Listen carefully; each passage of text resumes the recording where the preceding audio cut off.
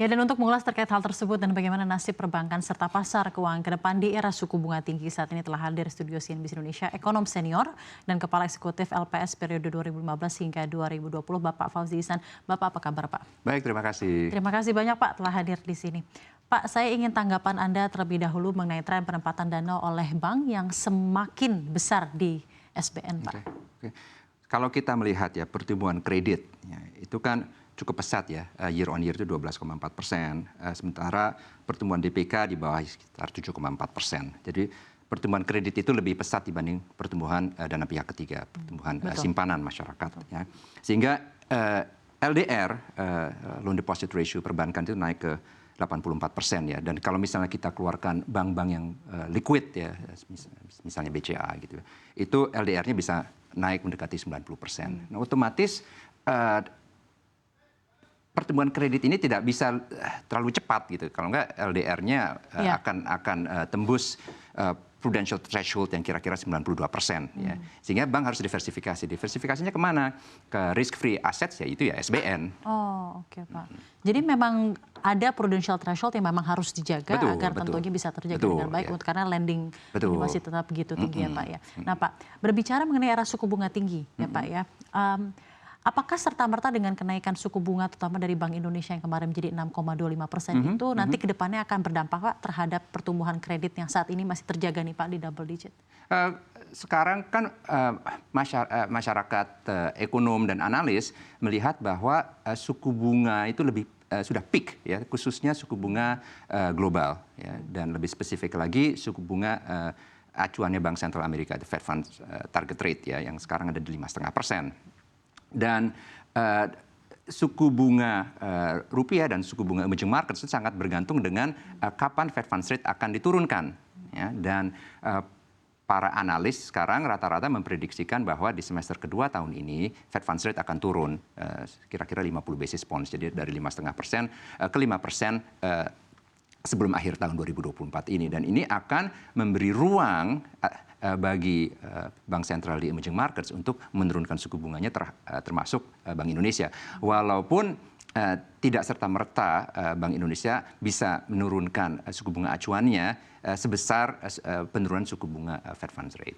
Tapi tetap ada ekspektasi bahwa suku bunga dari the Federal Reserve benar-benar akan turun di tahun ini ya, Pak ya? Setidaknya tidak akan naik lagi dan menunggu kapan bisa turun. Dan ini menunggu Bank Sentral Amerika itu merasa nyaman dengan tingkat inflasi di sana. Oke, dan nanti Bank Indonesia juga akan melakukan adjusting terhadap suku bunga yang saat ini ya. berada di Apalagi jika rupiahnya bisa kembali rebound. Dan sekarang kan kurs rupiah terhadap US dollar sudah mulai pelan-pelan menguat kembali atau recover terhadap US dollar. Bagaimana, Pak, pandangan Pak Fauzi sendiri mengenai keputusan Bank Indonesia untuk akhirnya menaikkan suku bunga menjadi 6,25%? Apakah memang ini adalah jurus utama yang harus dikeluarkan Bank Indonesia? Karena kemarin rupiah sempat menembus 16.200, tapi sektor ini juga sepertinya banyak yang tidak suka, Pak, dengan keputusan ini. Sekarang begini, untuk mempertahankan kurs rupiah, ya, pilihan BI itu cuma dua.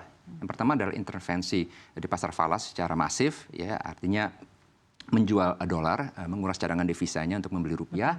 Tapi ini kan cadangan devisa bisa turun terus, ya, dan market juga memantau level CADEV-nya Bank Sentral, ya, sehingga CADEV itu juga merupakan benchmark indikator untuk menenangkan masyarakat investor dan spekulator. Ini Bank Sentral ini masih memiliki kemampuan atau amunisi untuk mempertahankan kursnya atau tidak. Nah, kalau misalnya cadangan devisanya terus terkuras, pilihan kedua adalah naikin suku bunga acuannya. Ya, setidaknya memberi signal ke pasar bahwa Bank Sentral itu siap untuk menaikkan suku bunga untuk mempertahankan kurs rupiah.